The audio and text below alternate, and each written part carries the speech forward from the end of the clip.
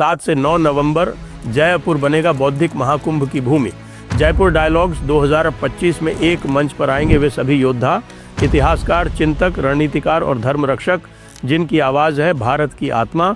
विष्णु शंकर जैन, गौरव आर्य, नीरज अत्री, आनंद रंगनाथन, भाऊ तोरसेकर, सुशांत सिन्हा और बहुत सारे आपके पसंदीदा वक्ता जिनसे आप इस कार्यक्रम में भेंट कर सकते हैं। आप भी इस अनोखे उत्सव का हिस्सा बने, रजिस्टर करें और उपस्थित रहें। और यदि आप इस आंदोलन को और शक्तिशाली बनाना चाहते हैं तो हमारे क्राउड फंड में दान दें। QR स्कैन करके आप हमें योगदान दे सकते हैं। रजिस्ट्रेशन लिंक नीचे दिया हुआ है।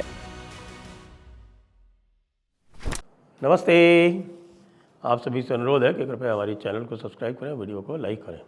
आज सुप्रीम कोर्ट के कोर्ट नंबर 1 में एक अभूतपूर्व घटना हुई और एक 71 वर्षीय वकील राकेश किशोर जी ने ऐसा बताते हैं कि चीफ जस्टिस ऑफ इंडिया, मुख्य न्यायाधिपति भारत के, उनकी ओर जूता फेंक के मारा।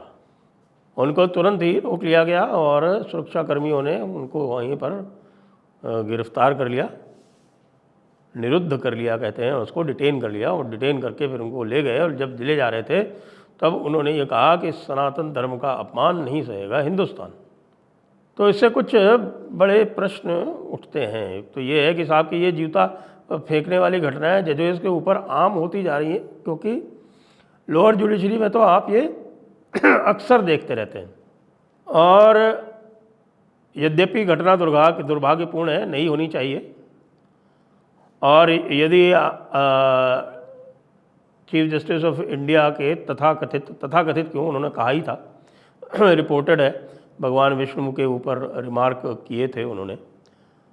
और वो जो घटना है वो उस समय की है जब पिटिशनर उनके पास गए थे और उनको मैंडेमस जारी करने के लिए कहा था। क्यों? क्योंकि वो नीचे से अपील में आए थे और मैंडेमस जारी करने के लिए कह रहे थे कि साहब कि ASI को मैंडेमस जारी कीजिए कि ये जो जवारी मंदिर है खजुराहो टेम्पल कॉम्प्लेक्स में, वो खजुराहो टेम्पल कॉम्प्लेक्स के जवारी मंदिर में जो भगवान विष्णु की मूर्ति है वो खंडित है, उसको रिस्टोर करें। तो उसमें उन्होंने उसको कहा कि नहीं वो कोई ये पब्लिसिटी इंटरेस्ट लिटिगेशन है। वो पब्लिसिटी इंटरेस्ट लिटिगेशन तो था नहीं। क्यों? क्योंकि उन्होंने ASI को और होम मिनिस्ट्री को कई सारी पिटिशन्स लिखी थी और उनको किसी भी तरह का कोई संतोषप्रद उत्तर नहीं दिया जा रहा था। संतोषप्रद उत्तर न दिए जाने के कारण ही उन्होंने पिटिशन लगाई और पिटिशन जब दिल्ली हाई कोर्ट में डिसमिस हो गई तो फिर वो आर्टिकल 136 के अंतर्गत स्पेशल लीव पिटिशन में गए थे। तो सब लोगों ने यही कहा कि भाई आप उसको डिसमिस कर देते, ये आप ये कहने की क्या आवश्यकता थी कि साहब कि आप जाइए और भगवान विष्णु से ही प्रार्थना कीजिए, वही कुछ करेंगे। जाइए और आप प्रार्थना कीजिए और ध्यान लगाइए। इस तरह की बात कह के जस्टिस गवई ने, ख़ास तौर से इसलिए भी कि जस्टिस गवई जो है वो अपने आप को, जब वो ज्वाइन किया था उन्होंने, तो बहुत ही फ़ख्र से, बहुत ही गर्व से उन्होंने कहा था कि मैं पहला बुद्धिस्ट हूँ जो चीफ जस्टिस ऑफ इंडिया बना हूँ। उसके साथ ही उन्होंने ये भी एडमिट किया था कि भाई उनका एक्सेलरेटेड प्रमोशन किया गया था, यानी कि उनको जो है वो एक प्रकार से सीधे आरक्षण में कोटा का लाभ तो नहीं दिया गया, लेकिन उनको उनकी जाति का लाभ अवश्य दिया गया। और ये भी एक विचित्र घटना है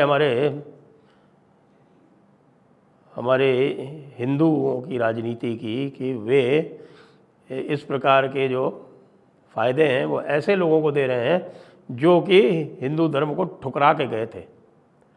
न केवल ठुकरा के गए थे, उन्होंने 22 ऐसी प्रतिज्ञाएं की थी डॉक्टर अम्बेडकर ने जो कि सीधे हिंदू धर्म के विरोध में हैं।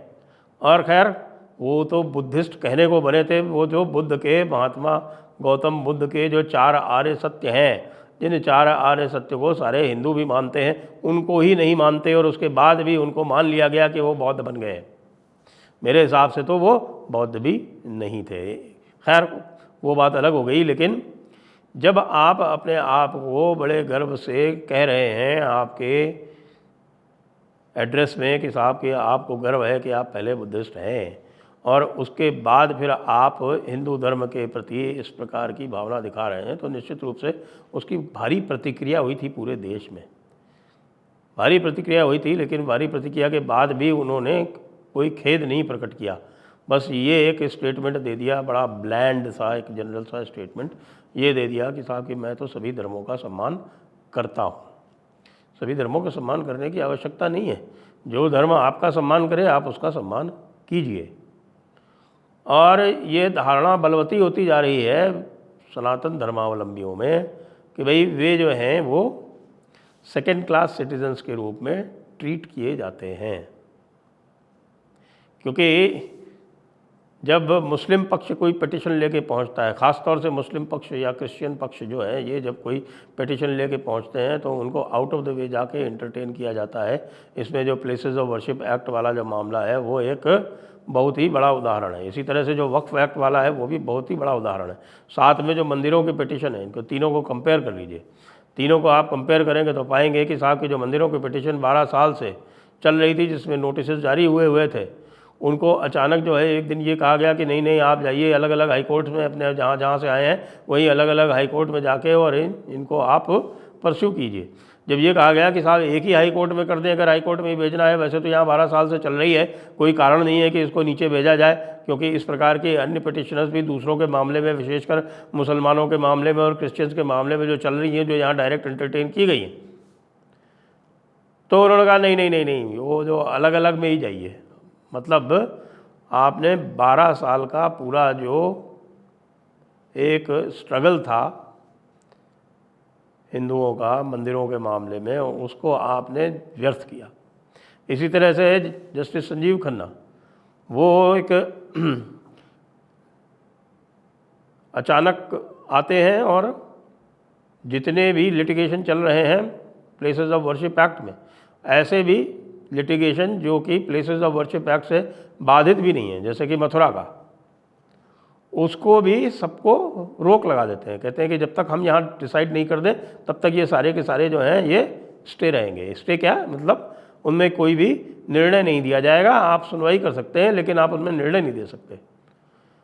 इस प्रकार का जो एक, जिसको कहें कि हिंदुओं को न्याय लेने से भी जो वंचित किया जा रहा है, उससे निश्चित रूप से समाज में बहुत रोष है। और ये मुझे लगता है कि ये विचार का अवसर है। माननीय हमारे जो उच्चतम न्यायालय के न्यायाधीश हैं, वो इसके ऊपर विचार करें कि साहब कि इस प्रकार की स्थिति क्यों उत्पन्न हुई। मैं कतई इस बात का समर्थन नहीं करता जिस प्रकार का कृत्य राकेश किशोर जी ने किया है, लेकिन कारणों पर तो जाना होगा, उसको देखना होगा कि साहब की ऐसी क्या बात हुई कि पहली बार इतिहास में सुप्रीम कोर्ट में किसी वकील ने, वो भी एक 71 वर्षीय वकील ने, 71 वर्षीय वकील का मतलब ये हुआ कि उसने कम से कम 50 साल के आसपास जो है वो कोर्ट में अपनी प्रेजेंस दी है। और 50 वर्ष के बाद जब वो लगभग अपनी वकालत के अंत समय में पहुंच रहा है, उस समय इसने इस प्रकार का कदम उठाया। अब ये भी कहा जा सकता है भाई, अभी एक बड़ा विचित्र सा एक आया था कि साहब ये जो है ये इसने अपराध तो किया है, लेकिन यूँ चूँकि ये 5 वक्त का नमाजी है इसलिए इसको छोड़ दिया जाए। आपको संभवतः ध्यान नहीं हमारे जज साहबान को कि नमाज में क्या कहा जाता है। नमाज जो है केवल अपने खुदा की इबादत नहीं है। नमाज जो है अपने खुदा के अतिरिक्त सभी को नकारने का, सभी को छोटा बताने का भी एक उपक्रम है। सभी को उसमें छोटा बताया जाता है। यहाँ तक कि आप देखें कि जब पार्लियामेंट का उद्घाटन हुआ था तो उसमें बाकी सब लोगों ने तो अच्छी अच्छी बातें कही थी अपने धर्मों की, अपने मज़हबों की, लेकिन जो भाई साहब आए थे उन्होंने जो सूरा पढ़ी, वो सूरा सीधे सीधे ये बताती थी कि वो सर्वश्रेष्ठ हैं, बाकी सब गलत हैं।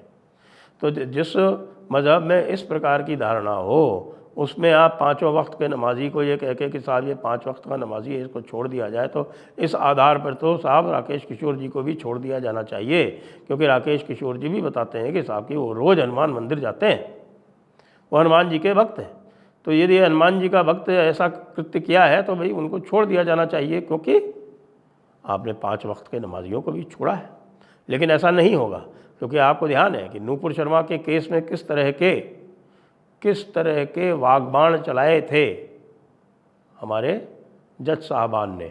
उसके बाद फिर जब वो हल्ला गुल्ला हुआ बहुत अधिक, तो फिर उन्होंने उसको चुपचाप जो है वो रिट्रैक्ट कर लिया।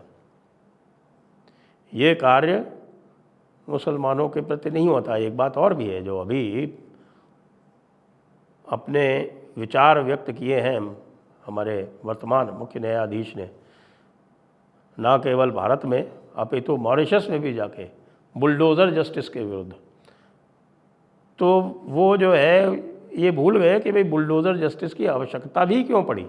बुलडोज़र जस्टिस की जो आवश्यकता पड़ी है वो इसलिए पड़ी है कि साहब के माफिया, ब्यूरोक्रेसी, न्यायपालिका और राजनीतिज्ञ, इन चारों के गोरख धंधे से जनता जो है वो प्रताड़ित हो रही है। अतीक अहमद को साहब जब उसकी ज़मानत का केस आता था तो बताते हैं कोई 10-11 जो जजेस थे उन्होंने अपने आप को उससे रिक्यूज़ कर लिया। रिक्यूज़ कोई कब करता है? रिक्यूज़ कोई तब करता है जब या तो कोई ने किसी पर्टिकुलर केस में उसको अप्रोच की हो, या फिर उसकी उससे जान पहचान हो, या फिर उसके ऊपर कोई दबाव हो। 10-11 जजेस ने अपने आप को रिक्यूज़ किया और 12वें ने उसको ज़मानत दे दी। तो जब इस प्रकार की बातें होंगी तो प्रश्न उठेंगे। जस्टिस यशवंत वर्मा का किस्सा हमारे सामने है। जस्टिस यशवंत वर्मा के बारे में जब एक पिटीशन लगाई गई और जस्टिस यशवंत वर्मा को यशवंत वर्मा करके संबोधित किया गया, तो वर्तमान जो मुख्य न्यायाधीश हैं उन्होंने ही डांट लगाई वकील को कि वो जस्टिस हैं, आदर से बात कीजिए। और ऐसे जस्टिस हैं जो कि एक गंभीर अपराध के आरोपी हैं, लेकिन उनके ऊपर यह न्यायपालिका अपने लिए विशेष प्रावधान बना के उनके ऊपर FIR नहीं होने देती। FIR के लिए आपने ये नियम बना रखा है कि मुख्य न्यायाधीश की अनुमति के बाद ही किसी हाई कोर्ट या सुप्रीम कोर्ट जज के विरुद्ध FIR होगी। तो आप अनुमति क्यों नहीं दे रहे? आप अनुमति क्यों नहीं दे रहे, जबकि आप लोगों ने ही, यानी कि सुप्रीम कोर्ट के 3 सुप्रीम कोर्ट के जजेस ने ही और चीफ जस्टिस ने ही इम्पीचमेंट के लिए पार्लियामेंट को संस्तुति कर रखी है। ये बात अवश्य है कि ये जो भी कृत्य हुआ दुर्भाग्यपूर्ण है, लेकिन गिरेबान में तो झांकना ही पड़ेगा। जय हिंद, जय भारत, वंदे मातरम।